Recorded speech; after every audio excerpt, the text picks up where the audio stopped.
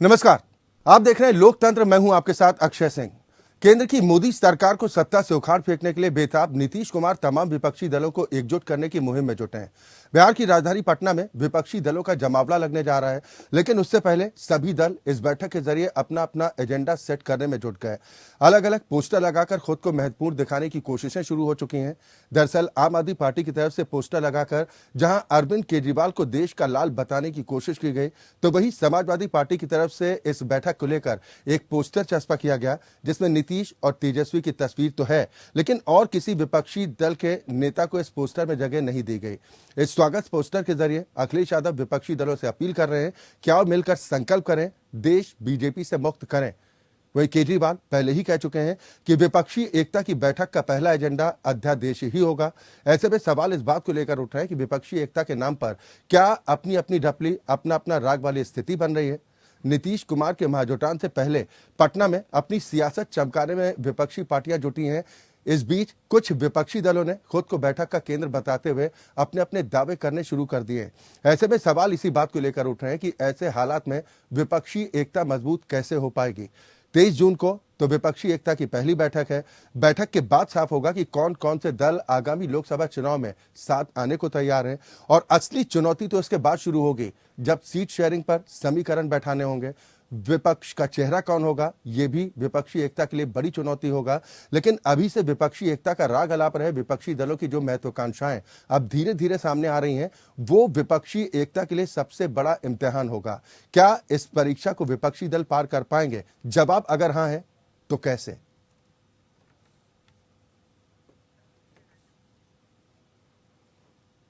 या तो विपक्षी दलों की बैठक से पहले अपनी अपनी सियासत चमकाने में कुछ विपक्षी दल जुट चुके हैं, जिसके बाद सवाल उठ रहा है कि विपक्षी एकता आखिर मजबूत कैसे हो पाएगी। हालांकि दावे इस बैठक को लेकर बड़े बड़े किए जा रहे हैं, लेकिन सवाल है कि अभी अध्यादेश के मामले पर ही कांग्रेस और आम आदमी पार्टी के बीच में किसी तरह की कोई सहमति नहीं बन पाई है, कोई बैठक भी नहीं हो पाई है। उधर पोस्टर वॉर भी शुरू हो चुका है, यानी बैठक से पहले पोस्टर वॉर की शुरुआत हो चुकी है। 23 जून को बिहार की राजधानी पटना में विपक्षी दलों का जमावड़ा लगना है। आपको बता दें कि 17 विपक्षी दलों के नेता एकजुट होने को तैयार हैं।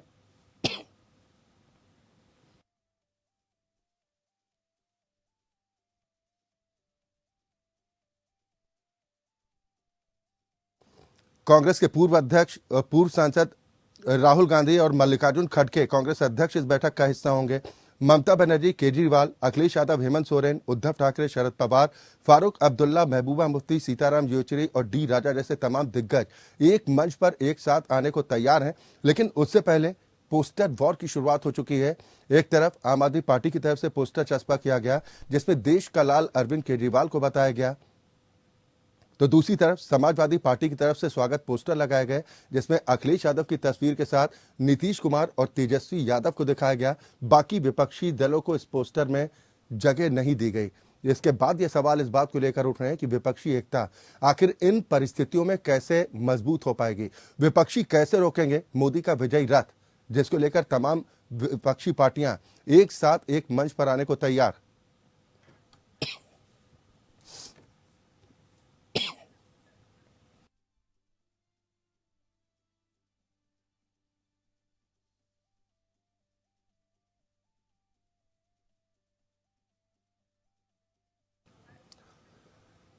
जहां तो बैठक से पहले पोस्टर वॉर की शुरुआत हो चुकी है। सवाल ऐसे में उठ रहा है कि विपक्षी एकता मजबूत कैसे होगी, और जो दावा किया जा रहा है कि विपक्षी एकता के जरिए 2024 में बीजेपी को सत्ता से उखाड़कर बाहर फेंकेंगे, ये मुमकिन कैसे हो पाएगा। आज हम इसी पर चर्चा करेंगे। सभी खास मेहमान हमारे साथ जुड़ चुके हैं। सबसे पहले अपने दर्शकों की मुलाकात अपने आज के सभी सम्मानित अतिथियों से। मेरे साथ कंचन द्विवेदी जी हैं, आप प्रवक्ता भारतीय जनता पार्टी हैं। रत्नाकर सिंह जी, आप प्रवक्ता कांग्रेस पार्टी के हमारे साथ इस कार्यक्रम का हिस्सा हैं। कुंवर अजय सिंह जी, प्रवक्ता जेडीयू, जो नीतीश कुमार का पक्ष रखने के लिए हमारे साथ मौजूद हैं। प्रीतपाल सिंह सलूजा जी, प्रवक्ता आम आदमी पार्टी, हमारे साथ इस कार्यक्रम में शामिल हैं। और राजनीतिक विश्लेषक डॉक्टर सुनील कौशिक जी हमारे साथ इस चर्चा का हिस्सा हैं। बहुत स्वागत है आप सभी का। लेकिन शुरुआत कुंवर अजय सिंह जी मैं आपसे ही करना चाहूंगा। विपक्षी एकता की बैठक को लेकर नीतीश कुमार जी का मेगा प्लान है क्या? देखिए, पूरे देश की जनता को माननीय नीतीश कुमार जी ने बताया है कि विपक्षी एकता का मतलब हुआ कि एक सीट पे एक उम्मीदवार, हम बीजेपी के प्रत्याशी से उसके विपक्ष में हमारा विपक्षी दल का एक उम्मीदवार हो। जिस तरीके से उनके 37 से 40% वोटर हैं जी, बाकी लगभग 60% वोटर विपक्षी दलों के। तो जब हम मतलब एक पर एक अगर हम होते हैं आपसी सीटों का तालमेल करके और हम मतलब इकट्ठा चुनाव लड़ते हैं जी, तो निश्चित है कि हम देश से इस सांप्रदायिक ताकत को दूर करेंगे, क्योंकि जनता भी आजिज आ चुकी है और जनता भी चाहती है कि विपक्षी दल एक हो और इसमें जनता की जो लोकतांत्रिक तरीके से जो आवाज उठाया जाता है, जो सेवा किया जाता है, विपक्षी दल जनता के सेवा में तत्पर रहे। ये बात तो ठीक है, लेकिन ये पोस्टर वॉर का मतलब क्या हुआ कुंवर अजय सिंह जी? देखिए अच्छा जी, आप वरिष्ठ पत्रकार हैं, जो भी समर्थक हैं जी, वो अपने अपने नेता को चाहते हैं और लोकतंत्र की खूबसूरती भी यही है जो मैं बार बार आपके चैनल के माध्यम से पूरे देश की जनता को ये बोलता हूं जी, कि लोकतंत्र की सबसे बड़ी खूबसूरती यही है कि किसी भी संवैधानिक पद के लिए, किसी भी लोकतांत्रिक पद के लिए जी, कई उम्मीदवार हों और यही विपक्षी दलों के पास पीएम पद के बहुत सारे उम्मीदवार हैं जो कि लोकतंत्र की यही पराकाष्ठा है।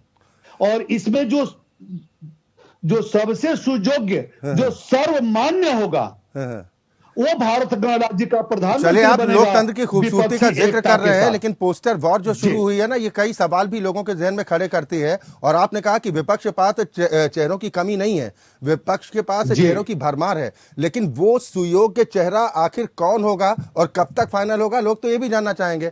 लेकिन रत्नाकर सिंह जी, मैं आपके पास आऊंगा, क्योंकि विपक्षी एकता की धुरी कांग्रेस खुद को मानकर चल रही है और विपक्षी एकता में कुर्बानी तो देनी होगी, वो क्षेत्रीय दल दें या कांग्रेस दें। आपको नहीं लग रहा कि विपक्षी एकता की कीमत कांग्रेस को ज्यादा चुकानी पड़ेगी? देखिए अक्षय जी, सबसे पहले तो मैं यही कहूंगा कि निश्चित रूप से अगर क्षेत्रीय दलों का गठबंधन होगा तो कहीं न कहीं जहाँ पे हम कमजोर हैं, यहाँ पे जहाँ पे क्षेत्रीय दल जो है मजबूत स्थिति में है, वहाँ पे हम चाहेंगे कि वो मजबूती के साथ लड़े ताकि भारतीय जनता पार्टी को जो सत्ता से बेदखल करे।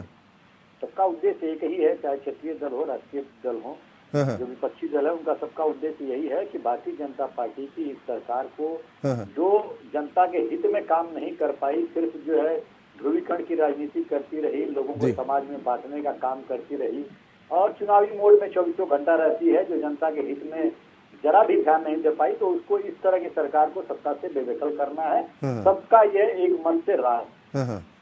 जो 23 जून में आप देखेंगे कि पटना में जिस तरह से पटना में जो है हमारी एक मीटिंग होने वाली है 23 जून को, उसमें आगे की रणनीति किस प्रकार बनानी है, जैसा कि हम लोगों ने प्लान किया है कि 450 ऐसी सीटें होंगी जहां पे एक ही कैंडिडेट विपक्ष का खड़ा रहेगा। तो इस तरह की रणनीति को आगे किस तरह से अंजाम दिया जाए वो वहां पे चर्चा होगी। और निश्चित रूप से बहुत सारे ऐसे दल है, अब आप पूछेंगे कि ये पार्टी ये कह रही है, वो पार्टी वो कह रही है।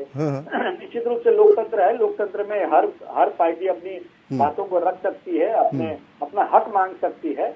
तो लेकिन एक कॉन्सेप्ट जो है हम लोग एक बनाएंगे वहां पे कि किस तरह से जो है लड़ाई लड़ी जाए, कहाँ पे कौन सा दल जो कितनी ताकतवर है उसको कहाँ पे महत्व दिया जाए, ये सारी चीजों पे चर्चा होनी है। और निश्चित रूप से जब ये मीटिंग खत्म होगी उसके बाद एक रणनीति जो तय की जाएगी, हो सकता है अगली बैठक भी हो, तो चुनाव आते आते निश्चित रूप से हम लोग फाइनल करेंगे कि कौन सा दल कहाँ से कितने। कोई सुयोग्य चेहरा आपकी नजर में, जैसा कुंवर अजय सिंह ने तो कह दिया कि बहुत से चेहरे हैं।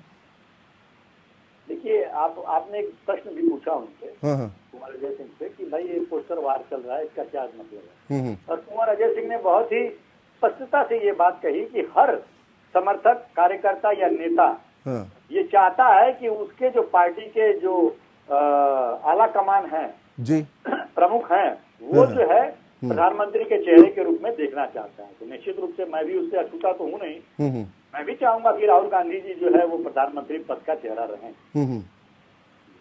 ठीक है अब बात सलूजा कर साहब, लेता हूं मैं। ठीक है मैं आऊंगा, एक एक रिएक्शन सभी मेहमानों से हो जाए फिर मैं आता हूं आपके पास। सलूजा साहब, आपको नहीं लग रहा कि विपक्षी एकता बनने से पहले कहीं ना कहीं महत्वाकांक्षाएं हावी हो रही हैं?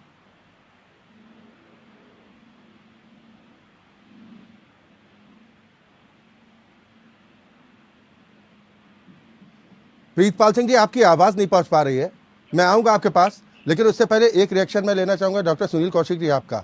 इस विपक्षी एकता को किस नजरिए के साथ आप देख पा रहे हैं? और जहां तक बात कुर्बानी की है, तो आप तो चाहे पश्चिम बंगाल की मुख्यमंत्री ममता बनर्जी हो या अरविंद केजरीवाल की पार्टी से सौरभ भारद्वाज, कंडीशन रख दी कि ये शर्तें हैं, अगर इन शर्तों को मानने के लिए तैयार हैं तो हमसे सहयोग की उम्मीद करें। ये आपको लग रहा है कि ये चुनौती नहीं होगी कांग्रेस के सामने सबसे बड़ी, कि जो विपक्षी एकता की धुरी मानकर चल रही है? देखो अच्छा जी, यदि हम पिछली समीक्षा करें हम्म और ये बार बार सवाल आ रहा है ना कि 2024 में चेहरा कौन होगा, हम्म या 2004 की तरफ वापस करेंगे तो विपक्ष के पास कोई बड़ा चेहरा नहीं था, हम्म और अटल बिहारी वाजपेयी से बड़ा चेहरा कोई नहीं जी इस देश में। हम्म शाइनिंग इंडिया कहाँ चला गया? हम्म तो ये कहने की बात है, जनता का मूड होता है, और निश्चित तौर से जनता से जब आप कनेक्ट नहीं कर पाते हैं तो जनता सत्ता परिवर्तन का काम करती है। तो ये मैं सवाल इस बात से सहमत नहीं रहता, तमाम चैनलों पे ये सवाल पूछा जाता है कि बड़ा चेहरा कौन है विपक्ष के पास। तो इसका जवाब सीधा साधा ये है कि बिल्कुल कोई बड़ा मायने नहीं रखता। यदि आपने जनता ने ठान लिया है कि सत्ता का परिवर्तन करना है तो करना है, नहीं करना है तो नहीं करना है। दूसरी बात विपक्ष की एकता की बात रही, तो कर्नाटक चुनाव के बाद जो कांग्रेस के कॉन्फिडेंस में जो तेजी आई है, जो दिख रहा है जी उसके बाद लग रहा है कि जो विपक्ष में और राजनीतिक दल हैं उसमें हलचल पैदा हुई है। अखिलेश यादव को आप देखोगे उत्तर प्रदेश में रुख बदला है, ममता बनर्जी कुछ भी कहें, केजरीवाल इस मंच पर नहीं आना चाहते थे, केजरीवाल इस मंच पे आने को मजबूर हुए हैं। कांग्रेस नहीं चाहती केजरीवाल हमारा मंच साझा करें, केजरीवाल हमारे साथ आए, क्योंकि 2 प्रदेशों की सत्ता केजरीवाल की वजह से ही गई है। जी तो ये सब बताता है अच्छा जी कि क्या तीसरा मोर्चा बनेगा कि नहीं बनेगा। यदि कांग्रेस और आप पार्टी में यदि घमासान रहा और दोनों दल एक दूसरे के साथ मंच पर नहीं आए तो निश्चित तौर से मुझे लगता है कि तीसरा मोर्चा का गठन होगा। विपक्षी एकता में ना मायावती का कहीं नाम है, केसीआर अलग थलग है, चंद्रबाबू नायडू का स्टैंड भी अब धीरे धीरे सामने आ गया, जेडीएस का क्या रुख है, या नवीन पटनायक जैसे दिग्गज हैं विपक्षी एकता से बाहर खुद को मानकर चल रहे हैं। मैं वही कह रहा हूँ। और उसमें देखिए केजरीवाल ने ये बड़ा अच्छा किया कि मैं तो आना चाहता हूँ, कांग्रेस नहीं आने देना चाहती। जी। और कांग्रेस ने जिस तरीके से विरोध किया कि जो राज्यसभा में बिल पास होना है अध्यादेश के खिलाफ, उस पर समर्थन मांग करके ये दिखाना चाहा कि मेरे साथ कौन है कौन नहीं है। तो क्या निश्चित तौर से वो राजनीतिक दल यदि नहीं आते हैं और केजरीवाल जी को एक्सेप्ट नहीं करती है कांग्रेस, तो जो नाम आप गिना रहे हैं वो निश्चित तौर से तीसरे मोर्चे की तरफ जाएंगे, और तीसरे मोर्चे का गठन होता है सीधा सीधा बीजेपी को फायदा है। तो ये कांग्रेस को समझना पड़ेगा कि सबसे बड़ा राजनीतिक दल होने के नाते आप सत्ता में बहुत दिनों तक रहे हैं, क्या आप कुर्बानी देने तैयार हैं कुछ राज्यों में? बिल्कुल बिल्कुल, लेकिन सवाल यह नहीं कि कुर्बानी कहाँ कहाँ, उत्तर प्रदेश हो गया, महाराष्ट्र हो गया, बिहार हो गया, सब जगह कुर्बानी देगी तो कांग्रेस कितनी सीटों पर चुनाव लड़ेगी। मैं कंचन द्विवेदी जी आपके पास आऊंगा, बीजेपी इसी बात से उत्साहित है क्या कि विपक्षी एकता की बातें तो इससे पहले 2019 में भी खूब हुई, 2014 में भी कहा गया कि भाई विपक्षी एकता के साथ हम पटकनी देंगे, लेकिन ऐसा हो नहीं पाया। क्या इसी बात से बीजेपी ज्यादा उत्साहित है कि विपक्षी एकता की बातें चाहे जितनी हो, अंत में नतीजा कुछ नहीं निकलना? बीजेपी अपने काम से उत्साहित होती है, अपनी चीजों पर उत्साहित होती है, वो कभी भी। हेलो जी जी जी जी, बात पूरी कीजिए अपनी। क्लियर आ रही है? जी, अपनी बात पूरी कीजिए कंचन जी। हमारी पार्टी कभी भी किसी के दूसरे के कामों की अलवत्ता के कारण प्रसन्न नहीं होती है। हम बस ये प्रयास करते हैं कि हम जनता के हृदय में प्रवेश कर सकें और उनके कामों के, उनके हितों के हिसाब से अपनी चीजों को बना सके।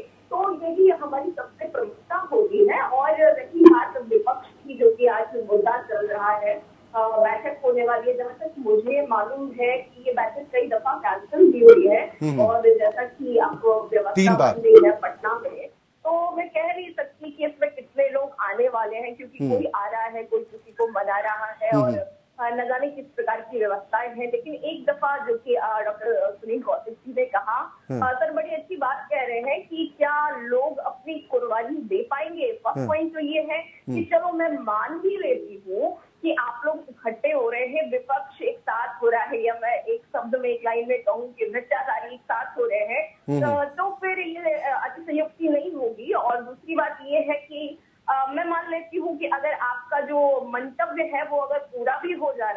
तो यहाँ पर मुझे एक बहुत अच्छी सी बात याद आती है। शायद आपको पता हो कि सीता जी के स्वयंवर में राजाओं का भी यही हाल था। सारे राजा सोच रहे थे सीता हमें ही मिलनी चाहिए और हम सीता को पा लेंगे, धनुष हम ही तोड़ेंगे। गोस्वामी जी ने भी चौपाई लिख दी, सहस्त्र भूप दस एक ही बारा, लगे उठावन तरह ही ना तारा।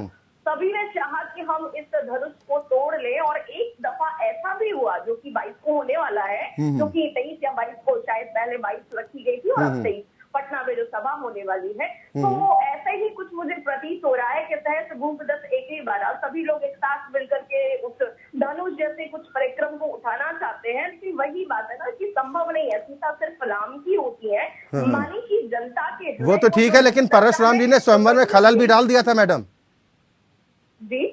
परशुराम जी ने खलल भी डाला था स्वयंवर के दौरान। नहीं, विवाह नहीं रुका था। परशुराम जी ने भले ही खलल डाला हो, पर विवाह के बाद वो आए थे और विवाह हो चुका था। तो परशुराम जी का क्रोध आया और उनको भी फिर झुकना पड़ा।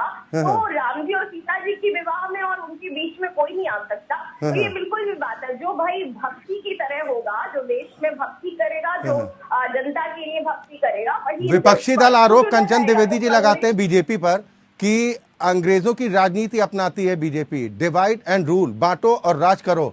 बीजेपी को भी इस बात का पता है कि विपक्षी अगर एकजुट हो जाते हैं तो मुश्किल बढ़ सकती है, और यही वजह है कि स्ट्रेटजी में एक ये भी बात शामिल की गई है कि ऐसी ऐसी चीजें गिनाई जाएं ताकि याद रहें कि पूर्व में क्या रिश्ते रहे हैं और गठबंधन कहीं हो ना जाए। डिवाइड एंड रूल की पॉलिसी भी चल रही है क्या? ये तो मैं फिर से कह रही हूँ, जैसा कि मैंने बताया कि इनके फिर सपनों का क्या होगा, क्योंकि हर एक व्यक्ति उसमें प्रधानमंत्री बनना चाहता है। क्या ये सब लोग अपने सपने की कुर्बानी दे पाएंगे? फर्स्ट पॉइंट ये है। दूसरी बात ये है कि ये लोग जो अपने सपने देख रहे हैं, और दूसरी बात कि आप किस तरीके से साथ हैं, ये भी देखने की बात है। क्या केजरीवाल क्या कांग्रेस के साथ है? क्या कांग्रेस केजरीवाल को स्वीकार कर रही है? चलिए ठीक है, सलूजा साहब हमारे साथ है, वो बताएंगे ना कि आम आदमी पार्टी और केजरीवाल कैसे हो सकता है सबका मिल। हाँ, आम आदमी पार्टी और कांग्रेस के बीच में बात बन पाती है या नहीं बन पाती है, इसके लिए तो इंतजार अभी करना होगा। लेकिन सलूजा साहब हमारे साथ है ना, वो बताएंगे। सलूजा साहब, मेरी आवाज आ रही है आपको? बिल्कुल, अब आपकी आवाज बेहतर तरीके से आ रही है। दूसरा, जो पोस्टर लगाए गए हैं, इन पोस्टर का अर्थ थोड़ा समझा दीजिए हमारे दर्शकों को, और कांग्रेस और आम आदमी पार्टी के बीच में क्या आगे रणनीति रहने वाली है। एक साथ एक मंच पर आ पाएंगे? अक्षय जी, जैसे कुंवर अजय सिंह जी ने और रत्नाकर जी ने अपनी बात रखी, उन्होंने कहा कि हर पार्टी का कार्यकर्ता ये चाहता है कि हमारा नेता हमारी जो नीतियां हैं वो जनता तक पहुंचे और देश में हमारा जो नेता है वो आगे आए और देश का नेतृत्व करे। ये बहुत महत्वपूर्ण चीज नहीं। अभी हमारी बहन कंचन बात रखते रखते रामायण की ओर चल पड़ी और रामायण से अभी महाभारत की ओर वो ले जाएंगे देश को। आपको याद होगा, जब जब देश में चुनाव हो, चाहे आम चुनाव हो, चाहे राज्यों का चुनाव हो, चाहे बंगाल का चुनाव हो, बिहार का चुनाव हो, दिल्ली का चुनाव हो, महाराष्ट्र का, जहाँ जहाँ चुनाव होते हैं वहाँ उपद्रव मचाने का काम भारतीय जनता पार्टी की करती है। ये हम नहीं, ये देश जानता है, देश समझ चुका है। वर्तमान में जैसे हमारी बहन कंचन कह रही है प्रधानमंत्री कौन बनेगा, ये महत्वपूर्ण न कांग्रेस के लिए है, न आम आदमी पार्टी के लिए, न जेडीयू के लिए, न किसी भी दल, जो विपक्षी जो 17 दल 23 तारीख को मिलने वाले हैं, किसी के लिए महत्वपूर्ण नहीं है। महत्वपूर्ण हमारा देश। जब हमारा बाबा साहब भीमराव अम्बेडकर जी का संविधान नहीं रहेगा, हमारा देश नहीं रहेगा, देश नहीं बचेगा, तो हम पार्टियों में से कौन प्रधानमंत्री बनने के लिए आगे आएंगे? जब पार्टियां नहीं रहेंगी, चुनाव होने बंद हो जाएंगे। जिस तरह से प्रधानमंत्री संविधान का तोड़ मड़ोड़ कर रहे हैं, संविधान को हटाने का काम कर रहे हैं, माननीय सुप्रीम कोर्ट की खंडपीठ के आदेश को भी उन्होंने ठुकरा दिया। आप समझ सकते हैं, अध्यादेश वो लेके आ गए। तो ये धीरे धीरे कांग्रेस भी समझ चुकी है कि उनकी जिन राज्यों में सरकार है वहां पे भी आ सकता है। नहीं तो मुझे ये बताइए ना, एक तरफ दोस्ती के लिए फूल आप बिछाने को तैयार है कि दोस्ती की राह में हम चलो पुष्प बिछा देते हैं, दूसरी तरफ एक दूसरे को टारगेट भी किया जा रहा है। अभी देखा केजरीवाल साहब कहाँ हरियाणा में रैली कर रहे थे, वहां पर गिना रहे थे कि कांग्रेस ने किस तरह गर्त में डाल दिया। पंजाब को लेकर बता रहे थे कि बुरे हाल वहां पर कर दिए। तो फिर ये दोस्ती कैसे चल पाएगी? देखिए, लोकतंत्र है, कांग्रेस की अपनी नीतियां हैं, आम आदमी पार्टी की अपनी नीतियां हैं, जनता दल यूनाइटेड की अपनी नीतियां हैं। कोई नीतियों से समझौता नहीं करने जा रहा। जिसकी विचारधारा ठीक, इसी बात से आगे बढ़ाते हुए रत्नाकर जी मेल कैसे होगा? वो कह रहे हैं कि नीतियों से कोई समझौता नहीं होगा। नीतियां तो, या तो मान लीजिए कि हमारी नीतियां एक हैं। देखिए अक्षय जी, बहुत स्पष्ट तौर से मैं ये कहना चाहूंगा कि आज लड़ाई जो है वो चेहरे की नहीं है। जी जी। आज लड़ाई जो है वो मुद्दों की है। और सारी विपक्षी पार्टियां हैं एक साथ एकजुट होकर के वो मुद्दों की लड़ाई लड़ेगी। चेहरे की लड़ाई तो हम बाद में भी लड़ लेंगे जी। जब चुनाव का रिजल्ट आएगा उसके बाद हम चेहरे की लड़ाई लड़ लेंगे। लेकिन आज जरूरत है कि हम सब लोग एक साथ एकजुट होकर के और भारतीय जनता पार्टी के खिलाफ लड़ाई लड़ें। और अभी हमारी बहन जो कह रही थी कंचन द्विवेदी जी गठबंधन के बारे में जो टिप्पणी कर रही थी, मैं कह दूं कि ये कोई पहली बार और आखिरी बार तो गठबंधन इस भारत देश के इतिहास में, राजनीतिक इतिहास में हुआ नहीं है। ठीक बात। तो ये गठबंधन से इतने घबरा गए हैं, इतने डरे हुए हैं कि अगर गठबंधन हो गया तो ये कहीं न कहीं 150 के आसपास सिमट के न रह जाए। मेरे पास आंकड़े भी हैं, मैं सिलसिलेवार तरीका से हर राज्य के आंकड़े में बता सकता हूँ आपको। कहीं इनको डर है कि अगर ये गठबंधन हुआ तो इनकी जो है मिट्टी पलीद हो जाने वाली है, जमीन जो है पैर से नीचे खिसक जाने वाली है। इसलिए ये जो अनाप शनाप जो गठबंधन, ठगबंधन, क्या क्या न जाने क्या क्या आरोप, भ्रष्टाचारी एक साथ हो गए, छोड़िए ना बीजेपी को, लगाने का काम जो भारतीय जनता पार्टी करती है। रत्नाकर भाई छोड़िए बीजेपी को, अभी तो गठबंधन पर बात कीजिए ना। मैं वही कह रहा हूँ कि देखिए इन्होंने भी गठबंधन किया, इन्होंने एनडीए बनाया 1998 में 16-17 दल जो है वो मिलकर गठबंधन किया। तो भाई जब आप गठबंधन करते हैं तो कहीं न कहीं आप चाहते हैं कि दूसरी लाइक माइंडेड पार्टियां हमारे साथ जुड़े और उनको जुड़ने के साथ नहीं तो कांग्रेस दिल्ली और पंजाब में तैयार है कि हम चुनाव वहां पर प्रत्याशी नहीं उतारेंगे, क्योंकि ये तो फॉर्मूला सौरभ भारद्वाज ने रख दिया ना, यानी केजरीवाल की मंशा ये है कि पंजाब और दिल्ली में आप सीटें मत मांगिए तो हम मध्य प्रदेश राजस्थान छोड़ देंगे, उम्मीदवार आपके खिलाफ नहीं उतारेंगे। उन्होंने तो सीधा मैसेज दे दिया। जी अच्छा जी, मैंने शुरुआती अपने स्टेटमेंट में भी कहा कि हर पार्टी अपना हक मांगेगी और हक मांगने का अधिकार है और हक मांगना कोई गलत चीज नहीं है लोकतंत्र में। लेकिन कहीं न कहीं जब हम किसी संयुक्त रूप से कोई लड़ाई लड़ने जाते हैं तो कौन सी पार्टी कहाँ पे कितना अच्छा परफॉर्म कर सकती है, ये जो है उसको चर्चा करना, उसकी रणनीति तय करना नितांत आवश्यक है। वामपंथियों से दूरी बनाएंगे रत्नाकर भाई, लेफ्ट पार्टियों से, क्योंकि ममता दीदी ने तो सीधी एक तरह से शर्त लगा दी कि अगर सीपीआईएम के साथ गठबंधन पश्चिम बंगाल में किया तो फिर इस गठबंधन का कोई मतलब नहीं है, टीएमसी से कोई उम्मीद ना रखे कांग्रेस। अब इससे ज्यादा स्पष्टवादिता क्या होगी? देखिए बहुत सारी पार्टियां हैं जो अपना पक्ष रख रही हैं और वो सारे लोग आएंगे उसमें, आम आदमी पार्टी भी आएंगी, ममता दीदी भी आएंगी, सारे लोग आएंगे। उसमें ये सारी चर्चा का विषय होगा कि भाई आखिर में एकजुट आना है तो किस प्रकार आना है। तो चले ठीक, अभी यानी कि कुल मिलाकर ये कुछ तय नहीं हो पा रहा है कि साथ आना है, कैसे आना है। कहा तो जा रहा है कि जो समान विचारधारा, समान नीतियों वाले दल हैं वो एक साथ आ जाएंगे, लेकिन ये वही दल हैं जो एक चुनाव में एक दूसरे के खिलाफ लड़ते हैं, एक चुनाव में एकजुटता की बात करते हैं। अजय सिंह जी, आवाज मिल पा रही है आपको? जी अच्छा जी, आपकी आवाज आ रही है जी। मेरा सवाल आपसे यह है कि जो 23 जून को बैठक होने जा रही है, तमाम दिग्गज जुट रहे हैं, इस बैठक का पहला एजेंडा क्या होगा? देखिए अच्छा जी, पूरा देश जानता है कि समर शेष है, रामधारी सिंह दिनकर का एक दोहा है, समर शेष है नहीं पाप का दोषी केवल व्याघ्र,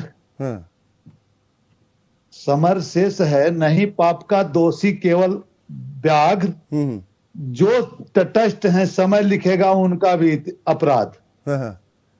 तो जो भी विपक्षी पार्टियां हैं, ये इशारा किसको लेकर था?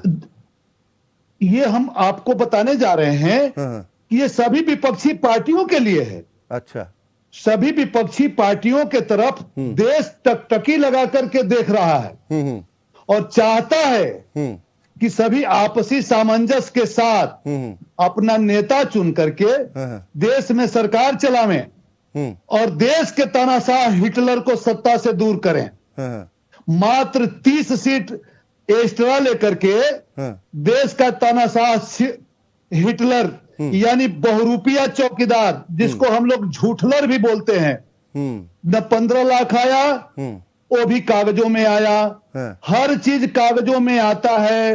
ये संगोल सरकार केवल घोषणा करता है, देश की जनता को कुछ देता नहीं है।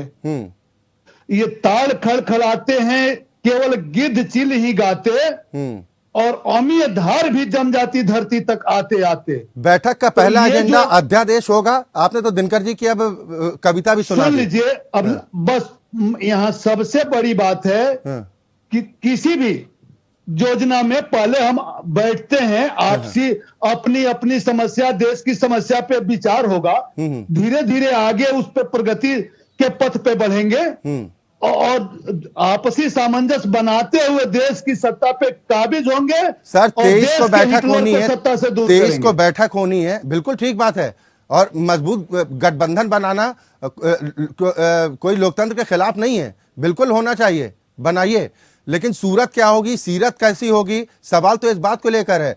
अभी 23 जून तो आई नहीं, उससे पहले नीतीश कुमार जी को झटका लग गया, मांझी साहब साथ छोड़ गए, तो ये गलत मैसेज नहीं जाएगा किसी को कि कोई जो झटका विपक्षी नहीं है। एकता के सूत्रधार हैं वो खुद अपने साथ लोगों को जोड़ नहीं रख पा रहे। 2024 आते आते ये हर पार्टियों के सब्स्टिट्यूट निकालेंगे, वही डिवाइड एंड रूल। अभी यही नहीं, अभी 2024 चुनाव के पहले कुछ आतंकी छोड़े और पकड़े जाएंगे सुनियोजित तरीके से। चले देश में हम ठीक है, सेना लेकिन पे सलूजा हमला साहब से करा पूछ लेते जाएगा। हैं ना। सलूजा कोई साहब, न कोई कई ऐसे इस विपक्षी प्रोपेगेंडा एकता की पहली बैठक का अपनाया पहला जाएगा एजेंडा क्या होगा? जो देश की जनता को ठीक है ठगा कुंवर जा साहब, सके। ठीक है कुंवर साहब, लेकिन जनता इनसे ठगने वाली नहीं है। ठीक है, ठीक है, इनकी प्रीतपाल भाषा सिंह को जी, समझ चुकी है। इस बैठक का पहला उसे एजेंडा क्या होगा? सुशासन चाहिए। ठीक है, अक्षय जी, जैसा कि अरविंद केजरीवाल जी ने इस बात को कहा कि सभी एक मत से, जो अभी तक अभी हम लोग देश में भ्रमण किए हैं, इस मत से जो दिल्ली में काला अध्यादेश लाया गया है नरेंद्र मोदी जी की सरकार की ओर से, उनका विरोध जो है एक मत से हम लोग पहली बात जो रखेंगे उस बैठक में वो यही होगा। तो अजय सिंह जी ने तो कहा भी कुछ तय नहीं है, जीत गए हैं वहां पर लोगों ने समर्थन देने का बात कही है और सब लगभग समर्थन देंगे उसको। लेकिन अभी कुंवर अजय सिंह को सुना ना आपने, उन्होंने कहा कि अभी कुछ तय नहीं है, हम वहां पहुंचेंगे, सब आपस में बातचीत होगी फिर तय होगा। केजरीवाल साहब ने तो पहले तय कर दिया कि पहला एजेंडा अध्यादेश होगा। आपको जानकारी होनी चाहिए, सबसे पहले जो मुलाकात हुई थी वो नीतीश जी से हुई थी। वहाँ पे उप मुख्यमंत्री जी भी पहुंचे थे, नीतीश जी भी पहुंचे थे, और जनता दल यूनाइटेड के भी कई नेता वहाँ पहुंचे थे, और उन्होंने आश्वासन दिया था कि जब राज्यसभा में ये बिल आएगा तो जो 2024 का शंखनाद है वो इस बिल को गिरा के नरेंद्र मोदी जी की जो देश के अंदर तानाशाही है उसको तोड़ने का काम करेंगे। ठीक है, कंचन द्विवेदी जी, अगर मान लीजिए कि एक मजबूत विपक्ष तैयार हो जाता है तो इस बात में कोई संदेह नहीं कि बीजेपी की मुश्किलें बढ़ जाएंगी। आप लोगों की तरफ से नारा दिया गया था अब की बार 400 के पार, ये हवाई नहीं साबित होगा। वो तो कह रहे हैं, नीतीश कुमार तो दावा कर रहे हैं कि अगर विपक्षी एकजुट हो जाएंगे तो हम बीजेपी को 100 सीटों में समेट देंगे। ठीक है, पहले तो मुझे ये समझाने का प्रयास करें हमारे विपक्षी दल के प्रवक्ता कि जब आपके बीच में ही आपके लोग जब एक साथ नहीं है, एकजुट नहीं है आपके पार्टी के लोग, तो विपक्ष के जो आप खुद एक दूसरे के विरोध में है वो एक साथ कैसे हो सकते हैं? दूसरी बात, आप देश में किस तरीके से आदरणीय मोदी जी के लिए बात कर रहे हैं, और वो तो देश को समझ में आ रहा है, क्योंकि देश के बाहर भी बहुत सारी चीजें ऐसी हो रही हैं। अमेरिका में जाकर के आदरणीय मोदी जी दूसरी बात, ऐतिहासिक काम है, वो अमेरिकी संसद को संबोधित करने वाले हैं, और अमेरिका में किस तरीके से उनका स्वागत हो रहा है, कैसे देश की धमक इस समय मोदी जी के शासनकाल में बनी हुई है, इस चीज को जानने के लिए पूरा विश्व समझ रहा है, जान रहा है। हमारे देश के लोग, हमारे यहाँ के लोग विपक्षी किस प्रकार से बातें कर रहे हैं वो भी देश समझ रहा है। तो खैर मुझे इस बात से बिल्कुल भी फर्क नहीं पड़ता कि बैठक में इवेंट के मामले में तो नरेंद्र मोदी जी नंबर 1 है। ठीक है सलीला साहब, नरेंद्र मोदी जी तो नंबर 1 है। ठीक है सलीला साहब, मैं आऊंगा आपके बीच में, उन्होंने बोला नहीं ना, आऊंगा आपके पास, पूरा अवसर दूंगा। मैं आपके बीच नहीं बोल रही हूँ, मैं इससे सहमत करता हूँ। और अगर आपको मेरे बीच इवेंट के मामले नहीं मैडम, अपनी बात पूरी कीजिए। नहीं डिस्टर्ब करूँगी, आप बोल नहीं पाएंगे। नहीं कंचन जी, आप अपनी बात पूरी कीजिए। मेरे साथ है, अब देश जाग चुका है कंचन मैं जी। बहुत शालीनता से डिबेट कर रही हूँ, तो सुन लीजिए आप मुझे, प्लीज सुन लीजिए, है ना। आप पहले तो सबसे पहले अपने प्रमुख नेता को ये समझाइए कि वो राहुल जी को अपने साथ लेके आने वाले हैं कि राहुल जी का विरोध करने वाले हैं। कभी बैठ करके वो कहते हैं राहुल जी को समझना चाहिए कि वो बीजेपी के अपने प्रमुख नेता से ये पूछ लीजिए कि देश में 5 राज्यों में राज्य क्या रह गए, बादल भाग गए, नीतीश जी छोड़ के चले गए, समझ लीजिए, पहले आप समझा दीजिए, नायडू जी छोड़ के चले गए, किस नहीं राज्य देखिए, आप सभी मेहमानों से निवेदन है कि पूरा अवसर आपको देने का प्रयास कर रहा हूँ, पूरा मौका दूंगा। 18-23 राज्यों राज्यों में सलूजा साहब, आपकी सरकार के सलूजा राज्यों में रह गया। सलूजा साहब सुनिए ना, सब्जी मंडी मत बनाइए ना प्लीज। अरे सुनो सर, समझाइए, आप अपने भीतर देखिए भारतीय जनता पार्टी। प्रीतपाल सिंह जी, प्रीतपाल सिंह जी थोड़ा सा धैर्य रखिए। देखिए अभी तक किसी भी मेहमान ने एक दूसरे को बीच में टोका नहीं है। सलूजा साहब, सलूजा साहब, लोगों में गलत मैसेज जाएगा कि चर्चा को भटकाने की कोशिश कर रहे हैं, मत कीजिए प्लीज। कंचन जी अपनी बात पूरी कीजिए।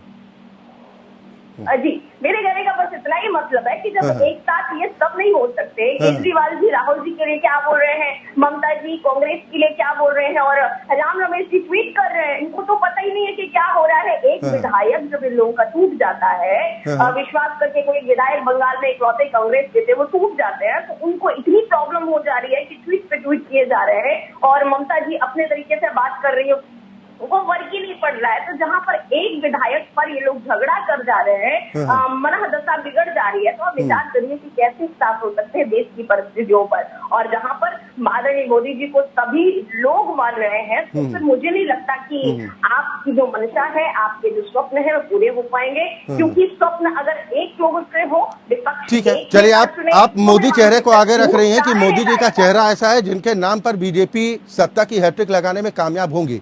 मैं कौशिक साहब आपके पास आऊंगा क्योंकि और भी कई मुद्दे हैं, भले ही विपक्ष उन मुद्दों को जोर शोर से ना उठा पा रहा हो, चाहे वो महंगाई की बात हो। महंगाई को लेकर गाहे बगाहे विपक्ष की तरफ से कह तो दिया जाता है कि भाई पेट्रोल की कीमत, डीजल की कीमत, रसोई गैस के हालात और सरसों के तेल की कीमत कितनी लगातार बढ़ती जा रही है, इस पर काबू नहीं है। क्या ये आम लोगों के बीच में इस बात को लेकर कहीं ना कहीं नाराजगी है अंदर खाने सरकार के प्रति? देखो, अच्छा बिल्कुल नाराजगी है और जो मुद्दे हैं निश्चित तौर से वो मुद्दे हैं। क्या विपक्ष जनता को इन मुद्दों पर कनेक्ट कर पा रहा है कि नहीं कर पा रहा है? क्या विपक्ष के पास कोई ऐसा ब्लूप्रिंट है जो जनता के समक्ष रखे और जनता भरोसा कर ले कि भारतीय जनता पार्टी इन समस्याओं का समाधान नहीं कर पाई, विपक्ष कर सकता है? तमाम राज्यों में अभी सरकारें विपक्ष में बैठे हुए राजनीतिक दलों की हैं, वहां से संदेश आप दे सकते हैं। महंगाई हमने कितना कम कर दिया, बेरोजगारी हमने कितनी कम कर दी, बहुत सारी चीजें राज्य सरकारों के हाथों में आती हैं, तो निश्चित तौर से समझेगी जनता के देश के भी मुद्दे आप निपटा सकते हैं। दूसरा, अभी कांग्रेस के नेता ने कहा वो बाद में लड़ लेंगे चेहरे के लिए, पहले तो बीजेपी से लड़ना है। बीजेपी से लड़ना है या यहाँ जनता के मुद्दों के लिए लड़ना है, अपने लिए लड़ना है या जनता के लिए लड़ना है, ये तय करना पड़ेगा विपक्ष में बैठे हुए राजनीतिक दलों को। क्या कोई कॉमन मिनिमम प्रोग्राम बनाएंगे? क्या कुछ ऐसे मुद्दे होंगे जिसपे विपक्ष एक हो? जैसे आपके प्रवक्ता ने ये कहा कि साहब राज्यसभा में जो अध्यादेश आएगा उसमें सारे राजनीतिक दल आएंगे और 2024 का एक संदेश होगा। राज्यसभा में एक साथ सारे राजनीतिक दल नहीं आए तब क्या होगा? क्या केवल अब केजरीवाल जी को विपक्ष याद आ रहा है? तमाम मुद्दों पर संसद में बहस हुई, तमाम मुद्दों पर संसद के बाहर धरना दिया गया। आप पार्टी की स्थिति क्या थी? 14 राजनीतिक दल जब सुप्रीम कोर्ट, सीबीआई और ईडी की जांच के खिलाफ जाते हैं, क्या आप पार्टी उसमें सम्मिलित थी क्या? तमाम ऐसे मुद्दे हैं जहां आप पार्टी वहां नहीं दिखती थी। तो क्या ऐसी स्थिति में आज जरूरत अध्यादेश के खिलाफ है तो क्या राजनीतिक दल आएंगे कि नहीं आएंगे? जिस तरीके से ममता बनर्जी कह रही है कि वाम दल आएंगे तो हम नहीं आएंगे, इस तरीके से कांग्रेस कह रही है हम केजरीवाल जी को साथ में नहीं लेंगे। तो वही दिक्कत आ रही है कि कोई ऐसा कॉमन मिनिमम प्रोग्राम नहीं दिख रहा जिसके आधार पर आप एक मंच पर आएं और दूसरा आपके पास कोई ऐसा ब्लूप्रिंट हो जिस पर जनता भरोसा करे। यही लग रहा है बार बार जनता को भी कि अपनी लड़ाई लड़ रहे हैं। सुप्रीम कोर्ट की एक अहम टिप्पणी, जब आप सीबीआई और ईडी के खिलाफ जाते हैं, सुप्रीम कोर्ट पूछता है कि जो लोग अरेस्ट हुए हैं जिनके खिलाफ जांच कर रहे हैं वो गलत है क्या, कोई ऐसा सबूत है? वो नहीं है। क्या कहा गया कि बीजेपी के नेताओं के खिलाफ कार्रवाई क्यों नहीं हो रही? ये कोई नहीं हो सकता। जिन लोगों के खिलाफ कार्रवाई हुई है और जिन राज्यों में आपकी सरकारें हैं, क्या आप जांच नहीं करा सकते क्या? छोड़ दीजिए सीबीआई और ईडी के अलावा एजेंसियां नहीं है क्या? क्या कोई भी मुख्यमंत्री सीबीआई जांच की सिफारिश नहीं कर सकता क्या? एक सूची आप जारी करें, भाजपा के नेताओं की सूची बनाएं, सीबीआई जांच की सिफारिश करें, ये तो संवैधानिक अधिकार आपको है। दूसरा, इसको भी आप छोड़ दीजिए, लगता है कि नहीं करेंगे। हाई कोर्ट की रिटायर्ड जज की अध्यक्षता में कमेटी भ्रष्टाचार के खिलाफ बना दीजिए, साहब ये जांच करेगी, वो भी आप नहीं करना चाहते। जो आपको अधिकार हैं उन अधिकारों का कम से कम सदुपयोग तो आप कीजिए जो संवैधानिक अधिकार राज्य सरकारों को दिए जाते हैं। बार बार यही ठीकरा फुलना के साथ केंद्र सरकार की जांच एजेंसियां दुरुपयोग कर रही हैं या निश्चित तौर से जांचें कर रही हैं। वो हमेशा, आज बीजेपी सत्ता में है, बीजेपी शांत है। क्या बीजेपी 2014 से पहले क्या इन जांच एजेंसियों पर आरोप नहीं लगाती थी? आज ये लोग लगा रहे हैं। सुप्रीम कोर्ट ने तब भी टिप्पणी की, आज भी टिप्पणी हो रही है। तो क्या राज्य सरकार के होने के नाते आपके पास जो संवैधानिक अधिकार हैं और आपके पास ऐसी कोई सूचनाएं हैं कि जहां बीजेपी में जो लोग घुसे पड़े हैं उनके खिलाफ भी भ्रष्टाचार की जांच होनी चाहिए, वो भी पकड़े जाने चाहिए, तो निश्चित तौर से आप भी उनका दुरुपयोग कर सकते हैं या सदुपयोग कर सकते हैं। रणनीति की कमी कहीं ना कहीं आप मानते हैं कि इस ओर ध्यान नहीं गया या फिर इस ओर कदम नहीं बढ़ा पाए हैं। रत्नाकर सिंह जी, फिर कैसे मुकाबला होगा? क्योंकि लोग तो चाहेंगे ना कि अगर आप कहते हैं कि भाई देश में तानाशाही चल रही है, संविधान का कत्ल किया जा रहा है, यहाँ पर बदले की भावना के तहत कार्रवाई हो रही है और ऐसे में मजबूत विपक्षी एकता जरूरी है, ठीक है, लेकिन कोई विजन तो होना चाहिए कि हम आएंगे तो हम क्या परिवर्तन करेंगे। जैसा कौशिक साहब ने भी कहा कि इस पर तो कोई अब तक बातचीत नहीं हो रही है, फिर लोगों तक मैसेज कैसे पहुंचाएंगे? समय उतना ज्यादा भी तो नहीं है। अच्छा जी, यही कहूंगा मैं इन सारी चीजों से कि देखिए, जहाँ चाह होती है ना वहीं पे राह होती है। अगर सारे विपक्षी दलों ने एक साथ एक जो है मूड बनाया है कि हम एक साथ लड़के और भारतीय जनता पार्टी को सत्ता से अपदस्थ करेंगे, तो कहीं न कहीं वहाँ पे कोई न कोई रास्ता जरूर निकलेगा। और रही बात, आप कह रहे हैं कि कुर्बानी सीटों की देनी पड़ेगी, तो मैं आपको स्पष्ट रूप से ये कहना चाहूंगा कि सीटों का समझौता होगा। कुर्बानी कोई भी पार्टी अगर देगी तो अपने ईगो का कुर्बानी देगी, और जब ईगो का कुर्बानी देगी तो निश्चित रूप से कोई न कोई रास्ता निकलेगा। और 450, जैसा हमने एक निर्णय लिया है कि 450 सीटों पे हम एक विपक्षी दल का एक जो है कैंडिडेट खड़ा होगा, तो इस तरह का जो रणनीति तय की जाएगी और आगे फार्मूला उसका इजाद किया जाएगा और लड़ाई लड़ी जाएगी। रही बात जो मुद्दों की बात कह रहे थे, मैं आपको बता दूं कि देखिए, कांग्रेस पार्टी हमेशा मुझसे मुद्दों की राजनीति करती आ रही है और आपने देखा उसका परिणाम कि किस तरह से हमने कर्नाटक में मुद्दों की और वहां पे लोकल मुद्दों की राजनीति हमने की और जनता ने अपना अपार जो है प्रेम जो है हमारे ऊपर दिखाया और हम भारी बहुमत से। उसके पहले गुजरात का भी जिक्र कर लीजिए, गुजरात की भी भागीदारी है लोकसभा चुनाव में। पूरी बात करें, पूरी बात करें।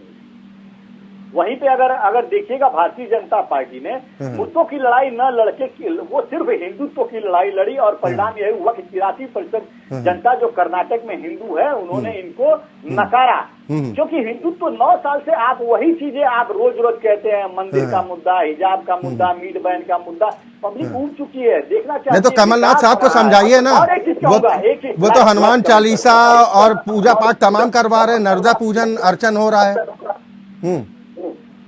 मैं लास्ट उसी में कड़ी में जोड़ के आपको बात करना चाहूंगा कि आपके प्रश्न का जवाब। आपका प्रश्न वैसे मुझे सुनाई नहीं दिया, आवाज ब्रेक हो रहा था।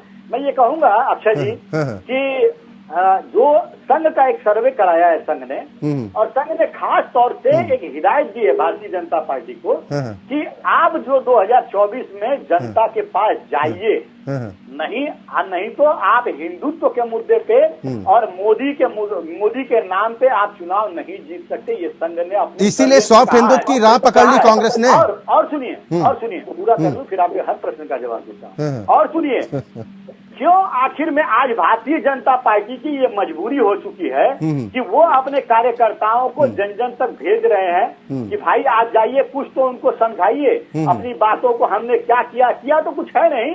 ठीक है, मेरे सवाल का जवाब दे दीजिए, फिर मैं कंचन जी के पास जाऊंगा, वो कुछ कहना भी चाह रहे हैं। बीच में टोकना शुरू करेंगे तो मैं अपनी बातों को पूरा नहीं कर पाऊंगा। आपका हर सवाल का जवाब दूंगा, मैं बात पूरी कर लेना आपका। ये क्या आज अगर ये काम किए होते, जनहित में काम किए होते, जनता के हित में काम किए होते, तो आज लोगों के पास इनको चिट्ठियां लेकर नहीं जानी होती कि हमने ये काम किए हैं।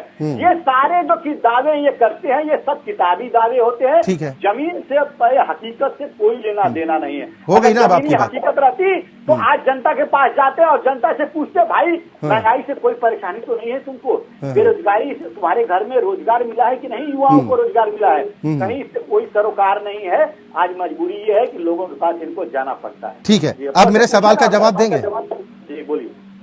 मेरा सवाल ये है कि आपने कहा, आपने आरएसएस का जिक्र किया कि आरएसएस ने नसीहत दी है, क्या उस रास्ते पर कमलनाथ जी चल पड़े हैं, चाहे छत्तीसगढ़ हो, मध्य प्रदेश हो या फिर राजस्थान हो, वहां पर सॉफ्ट हिंदुत्व की राह कांग्रेस पकड़ती दिखाई दे रही है।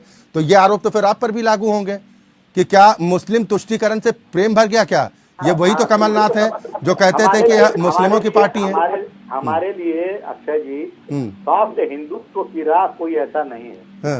हम जो है सभी धर्मों को लेकर चलते हैं और बहुसंख्यकों की भावनाओं का भी आदर करते हैं, अल्पसंख्यकों की भावनाओं का भी आदर करते हैं। इनकी तरह नहीं है कि हम जो है अल्पसंख्यकों का वोट नहीं चाहिए, हम ये नहीं कहते हैं, और अल्पसंख्यकों का रिजर्वेशन खत्म कर देंगे, बुलडोजर तंत्र चला देंगे अल्पसंख्यकों का, ये हम नहीं करते। हम सभी लोगों को लेकर चलते हैं और हिंदुओं भाइयों की भी भावनाओं का आदर करते हैं और अल्पसंख्यकों की भावनाओं का भी आदर करते हैं। ठीक, लेकिन वक्त पर या फिर चुनाव से पहले इस तरह की परिस्थितियां दिखती है ना, जब सवाल उठते हैं कि भाई कोर्ट के ऊपर जनेऊ पहने जा रहे हैं, तब फिर मन में सवाल उठता है कि आखिर कौन सी राह पर चल रहे हैं। इसी तरफ से कही गई तमाम वो मुद्दे उठाए गए जिनको लेकर कह रहे हैं कि जनता के बीच में नाराजगी है, बस जरूरत है कि विपक्षी एकजुटता के जरिए जनता तक वो बातें पहुंचाई जाए और यही बीजेपी सत्ता का अंत होगा।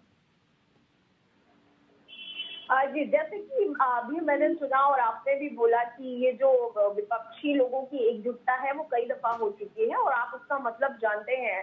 जैसा कि उन्होंने आरोप लगाया कि बीजेपी भी कर चुकी है, तो ये तो ठीक है, लेकिन देखना ये है कि कौन सफल हुआ और कौन विफल हुआ, यहाँ पर मुद्दा आता है। तो आपको पता है कि जब इनका विपक्षी दल इकट्ठा हुआ तो क्या हुआ, जितने लोगों से गठबंधन किया था उसका परिणाम क्या निकला, और हमने जहाँ पर गठबंधन किया उसका परिणाम क्या निकला है। ये दूसरी बात ये है कि जो लोग कहने वाले थे कि जो हिंदू, अभी आपने बोला कि हिंदू के पॉइंट ऑफ व्यू पे चलने वाले लोग हैं, मुझे नहीं लगता, क्योंकि जो लोग पहले इनके पुरखे कहते थे कि हम तो एक्सीडेंटल हिंदू हैं, वो अब फिर से दूसरे टैग पे आकर के कह रहे हैं नहीं हम तो जनेऊ पहनते हैं, हम तो मंदिर जाते हैं, और कभी प्रियंका जी जा रही है, कभी ये सारी चीजें जो चल रही हैं, जो ट्रैक बदला हुआ है, तो मुझे कुछ समझ नहीं आता कि अपनी पुरखों की लाइन को छोड़ करके कैसे आप सुधर सकते हैं। परिवर्तन की भी चीज होती है ना मैडम, को बदल रहे, हृदय परिवर्तन नाम की भी चीज होती है ना, हो सकता हो। तो यही तो मैं भी कह रही हूँ, ये अच्छी बात है, हमको बहुत अच्छा लगता है, बीजेपी को बहुत पसंद आता है कि आपका हृदय परिवर्तन हो रहा है जनता की वजह से, क्योंकि जनता अब पूरी तरीके से हिंदुत्व को समझती है। आप लोगों की उस डर से, आप लोगों की जो खौफ से है वो निकल करके बाहर आई है, और आपको भी सिखा दिया है जनता ने, देश में, और ये हमारी बदौलत हो रहा है, इसलिए हमको बड़ा पसंद आता है कि चलो आप। ठीक है सलूजा साहब, आपके पास भी आ रहा हूँ। ठीक, शायद रत्नाकर भाई कहना चाह रहे हैं कि हिंदुत्व किसी की जागीर थोड़ा ही है और पूजा आराधना कोई पेटेंट तो नहीं है ना। रत्नाकर भाई अपनी बात पूरी कीजिए, फिर सलूजा साहब आपके पास आ रहा हूँ। मुझे 30 सेकंड का टाइम दीजिए। देखिए, शायद मेरी बहन को पता नहीं है कि कांग्रेस पार्टी ने हिंदुओं की भावनाओं का भी उसी तरह सम्मान किया जैसे अन्य वर्गों का किया। हमने राम मंदिर का ताला खुलवाया था, और ये भारतीय जनता पार्टी, हमको ये भी याद आ रहा है कि अब आप फिर वही काम कर रही है जो आप सलूजा साहब को दिखा रही थी। कंचन जी सुन लीजिए, उन्होंने बीच में नहीं टोका, सुन लीजिए। उन्हें क्षमता है नहीं, सुनने की क्षमता है नहीं आपको। हाँ रत्नाकर जी, समय कम है, थोड़ा संक्षेप में प्लीज। हमने राम मंदिर का ताला खुलवाया, हमने शिलान्यास करवाया, हम अध्यादेश लेकर आए नरसिम्हा राव सरकार में। अध्यादेश का विरोध किसने किया? यही ढोंगी भारतीय जनता पार्टी जो हिंदुत्व का ढोंग करती है ना, वही करवाई। और मैं पूछना चाहूंगा मोहतरमा से जो बैठी है यहाँ पे, जरा अपना राय स्पष्ट करिएगा। केदारनाथ में जो है सोने की जगह पीतल, जितना भी सोना लगा था ना मंदिर में, वो हजारों करोड़ का सोना जो लगा था वो पीतल निकला। इससे जो हिंदुओं के साथ भावनाओं के साथ खिलवाड़ करने का इन्होंने काम किया है। महाकाल मंदिर में जो 856 करोड़ की लागत से बना था, उसमें सप्त ऋषियों की मूर्तियां जो है 30 किलोमीटर प्रति घंटे की रफ्तार से खंडित हो गई। और सुनिए, अरे सुन तो लीजिए, और तो सुनिए, यही हिंदू सभा ने विश्व हिंदू परिषद के ऊपर आरोप लगाया था कि 1400 करोड़ रुपया राम मंदिर के नाम पे चंदा इकट्ठा किया गया था। वो यही ढोंगी हिंदुत्व जो ठेकेदार बनती है, फर्जी हिंदुत्व का ठेकेदार बनती है, 1400 करोड़ राम मंदिर के नाम पे चंदा खा गई। ठीक, चीज बताऊंगा मैं ठीक, आपको। एक सवाल का जवाब दे दीजिए, फिर मैं सलूजा साहब के पास जाऊँ। रत्नाकर भाई संक्षेप में। 18 करोड़ में का काम करती है भारतीय जनता पार्टी। कंचन जी आ रहा हूँ प्लीज। अब चर्चा के समापन का वक्त भी हो रहा है ना, एक कमेंट सभी मेहमानों से हो जाए। मैं कंचन जी आऊंगा, प्रॉमिस। प्रॉमिस आऊंगा, आप जवाब दे दीजिएगा। लेकिन रत्नाकर भाई, मेरा भी एक सवाल है। आपने कहा कि वो प्रोपेगेंडा पार्टी है, ठीक है, आप अधिकार है लोकतंत्र में आपको आरोप लगाने का, लेकिन वो जनता आपसे भी तो सवाल पूछेगी कि जब हिंदुत्व के मुद्दे पर आप पहुंचेंगे तब लोग सवाल नहीं पूछेंगे कि अमरनाथ यात्रा पर आप टैक्स लगा देते हो और हज यात्रा में सब्सिडी दे देते हो। ये आपका कौन सा तुष्टीकरण था? नहीं, ये सवाल जनता जानती है और देखती है कि कांग्रेस पार्टी जो है किस तरह से सभी धर्मों को लेकर के चलती है। सर, ये सभी धर्मों को साथ ले जाना कैसे हुआ? एक को आप रियायत देते हैं, दूसरे पर टैक्स लाद देते हैं, जिसको जजिया कर भी बोला जाए तो कम है। नहीं, देखिए, अब वो उनका कमेटी निर्णय लेती है और उसके हिसाब से जो है निर्णय लिया जाता है। सर, कमेटी सब्सिडी देती है, ठीक है। सलूजा साहब, मैं आपके पास आऊंगा, आप काफी देर से इंतजार भी कर रहे हैं, लेकिन सवाल इस बात को लेकर है कि क्या ये जो विपक्षी एकजुटता है ऑफर और चैलेंज के बीच कहीं अटक तो नहीं जाएगी? सलूजा साहब, आवाज पहुंच रही है? शायद उन तक आवाज नहीं जा रही है। कुंवर अजय सिंह जी, मेरी आवाज अगर कुंवर अजय सिंह जी आप तक पहुंच रही है तो इस विपक्षी एकता का फिलहाल तो सूत्रधार नीतीश कुमार जी को कहें, लेकिन ये विपक्षी एकता कहीं, यही सवाल मेरा आपसे है, ऑफर और चैलेंज के बीच तो नहीं फंस गएगी, अटक तो नहीं जाएगी? देखिए इसमें कोई भी सामंजस्य जो भी होगा वो आप लोगों को स्पष्ट किया जाएगा। और रही बात कि देश में सरकारें चली हैं, कॉमन प्रोग्राम बना हुआ है, और हमारे देश में देश ने 4 सांसदों का प्रधानमंत्री देखा है। चंद्रशेखर जी जैसे प्रधानमंत्री, गुजराल जी जैसे प्रधानमंत्री। लेकिन मैं आपको ये बताना चाहूंगा कि देश जब भी तबाह होता है, लोकतांत्रिक संस्थाओं का हनन होता है, अधिकारों का हनन होता है, तो देश एक तरफा विपक्षी दलों की तरफ देखता है। अभी दिनकर साहब की एक कविता भी अजय सिंह जी आपने सुनाई थी, उसका कहीं अभिप्राय ये तो नहीं आप कह रहे कि साथ आ जाओ वरना श्राप दे दूंगा, कुछ इस तरह की स्थिति की जो साथ नहीं आएगा इतिहास उसको याद रखेगा? साथ देने की बात नहीं है। वहीं दिनकर जी ने जो दूसरी कविता कहा था, सिंहासन खाली करो जनता आती है। देश की जनता थाली सजा चुकी है 2024 में विपक्षी दलों के लिए। सर, सवाल तो यही ना कि जो जनता आती है, जो नारा दिया गया था, किसके खिलाफ दिया गया था, और उसी के साथ एकजुटता की बात हो रही है। खैर, वो उस पर हम आगे बात करेंगे, लेकिन कंचन द्विवेदी जी अपनी बात पूरी कीजिए। ठीक, जेपी ने भी विचार के खिलाफ किया था, इमरजेंसी के खिलाफ किया था, किसी दल के खिलाफ नहीं किया था। नहीं तो ये विचारों की तो बात है कि तमाम दलों के विचार एक साथ कैसे हो जाएंगे एक से? वो विचार जिसको एक दूसरे को लेकर युद्ध लड़ते आए आप, वो विचार एक कैसे हो जाएंगे? न हो सर, चर्चा के समापन का वक्त हो रहा है। कंचन द्विवेदी जी, लोकतंत्र और राजतंत्र में अंतर क्या रह जाएगा? ठीक है, एक तरफ संगोल सरकार है जो हिटलर शाही और तानाशाही व्यवस्था में बढ़ता जा रहा है। सेंगोल से इतनी बेचैनी क्यों? लोकतांत्रिक तरीके से विपक्षी एकजुट होकर के आपसी सामंजस्य स्थापित करके देश में लोकतंत्र लागू करना चाहते हैं। लोकतंत्र को पुनर्स्थापित करना कहावत है ना कि ना घोड़ा दूर ना मैदान, 23 जून भी नजदीक है, पता चल पाएगा कि क्या रणनीति बनेगी। लेकिन कंचन द्विवेदी जी आपको बताया जाएगा। ठीक सर, फिर हम चर्चा के लिए बैठेंगे ना, फिर आगे की रणनीति पर चर्चा होगी। लेकिन कंचन द्विवेदी जी, देखिए, चाहे क्षेत्रीय दल हो, चाहे कांग्रेस पार्टी हो, सब कह रहे हैं कि जब एक साथ बैठेंगे तो कोई ना कोई निष्कर्ष, कोई ना कोई रास्ता निकलेगा। और अगर एक जुटता बन जाती है तो ये तो चुनौती होगी, क्योंकि पिछले रिकॉर्ड के आधार पर आप ये दावा नहीं कर सकते कि आगे भी जनता का मन वही रहेगा। जी, बहुत सारी हमने अभी तक कविताएं सुनी और दोहा सुने, लेकिन मैं कहूँ कुंवर जी को कि रामायण की चौपाइयां भी हम लोगों ने सुन लिया। चलते रहेंगे।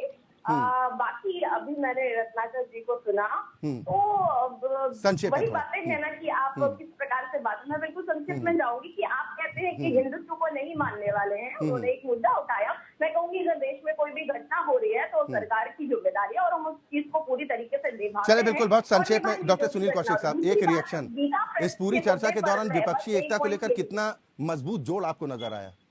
ये देखो, मुझे लगता है अभी समय है, और जो विपक्ष में बैठे हुए राजनीतिक दलों को कॉमन मिनिमम प्रोग्राम जब तक नहीं लाएंगे, और जो चीजें, जो अपेक्षाएं हैं, उनका ब्लूप्रिंट यदि आपके पास नहीं होगा, तो निश्चित तौर से 2024 में जाने से पहले आपको बहुत मुश्किलें पैदा होंगी। चलिए, बिल्कुल, बहुत शुक्रिया। समय का अभाव है, माफी चाहूंगा सभी मेहमानों से, लेकिन बहुत शुक्रिया इस चर्चा में शामिल होने के लिए। कुल मिलाकर राजनीतिक घमासान तो तेज है। मिशन 2024 को लेकर अपनी अपनी रणनीति, अपने अपने दांव चले जा रहे हैं। विपक्षी एकता को लेकर 23 जून को बैठक हो रही है, लेकिन बैठक से पहले जो पोस्टर वॉर शुरू हुई, सवाल यह है कि क्या महत्वाकांक्षाएं अगर क्षेत्रीय दलों की जागती हैं तो विपक्षी एकता मजबूत हो पाएगी। इसी के साथ लोकतंत्र में अभी के लिए बस इतना ही। खबरें लगातार जारी।